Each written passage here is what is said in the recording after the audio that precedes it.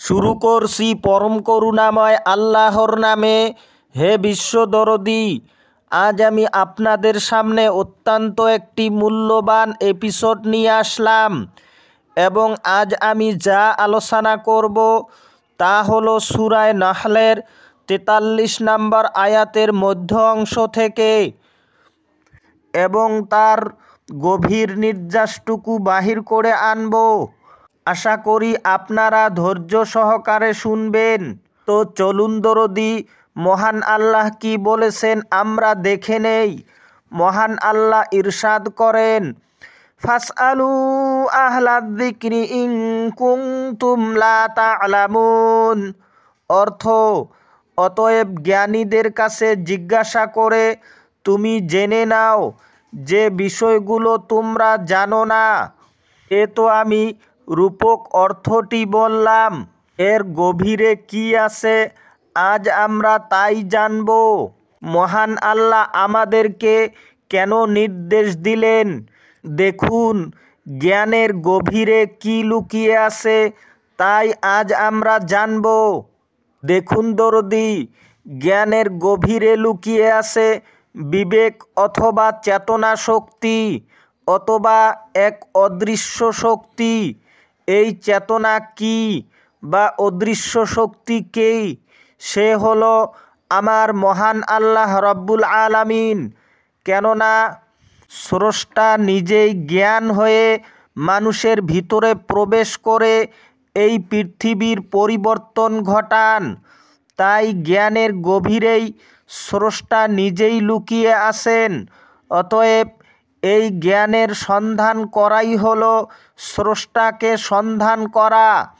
আগত বা অনাগত সকল জ্ঞানের উৎসই একমাত্র স্রষ্টা। তাই জ্ঞানের প্রকাশই স্রষ্টার প্রকাশ। মানুষের মধ্যে জাতের ভেদাভেদ থাকলেও জ্ঞানের কিন্তু কোনো জাত হয় না, কেননা জ্ঞান নিজেই স্রষ্টা। দেখুন, স্রষ্টার শ্রেষ্ঠতম নাম হলো জ্ঞান, যে নামের ওসিলায় আজ পৃথিবীটা আলোময় অথবা আলোকিত। যে জ্ঞান দ্বারা তিনি নিজেকে প্রকাশ করেছেন, তাই একমাত্র এই জ্ঞানেই মানুষের জীবনের দুঃখ দশা অথবা সমস্ত রকমের কষ্টগুলোকে দূর করে সুখ শান্তিতে রূপান্তরিত করতে পারে। এবং জ্ঞানেই হলো সত্য মিথ্যার একমাত্র শনাক্তকারী অথবা চিনাক্তকারী। পৃথিবীর সকল মানুষের জ্ঞানের উৎপত্তির স্থল একমাত্র স্রষ্টা এবং এই জ্ঞানেই হলো স্রষ্টার 100তম নাম, যে নামের ওসিলায় মানুষ তার সকল আপদ বিপদ থেকে মুক্তি পায়।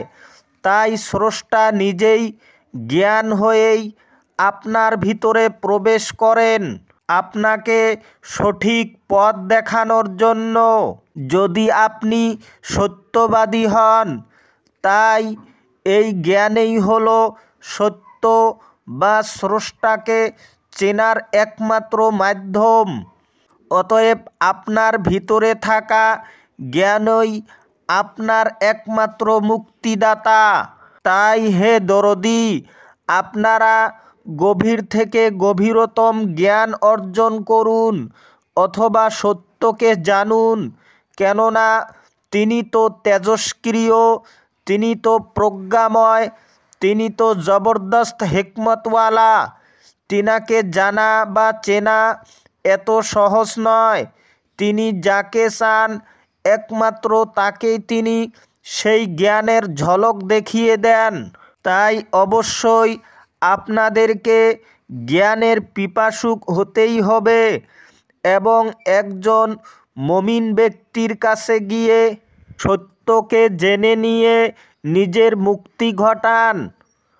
আপনারা দুনিয়াবি বিষয় নিয়ে যে কোনো ক্ষেত্রে আপনারা প্রথমে তো জানতে চান এবং তারপর আপনারা ডিসিশন নেন। তাহলে যিনি মহান স্রষ্টা তাকে আপনারা কেন জানবেন না অথবা চিনবেন না? তাকে আপনারা জানুন বা তাকে চিনুন অথবা তাকে খুঁজুন। কেননা আপনি যখনই জ্ঞানের গভীরে প্রবেশ করবেন তখন আপনার জ্ঞানগর্ভ থেকে বিবেক নাম জন্ম হবে এবং তখন আপনি সত্যকে জানতে পারবেন অথবা মহান স্রষ্টাকে চিনতে পারবেন এই বিবেক দিয়েই।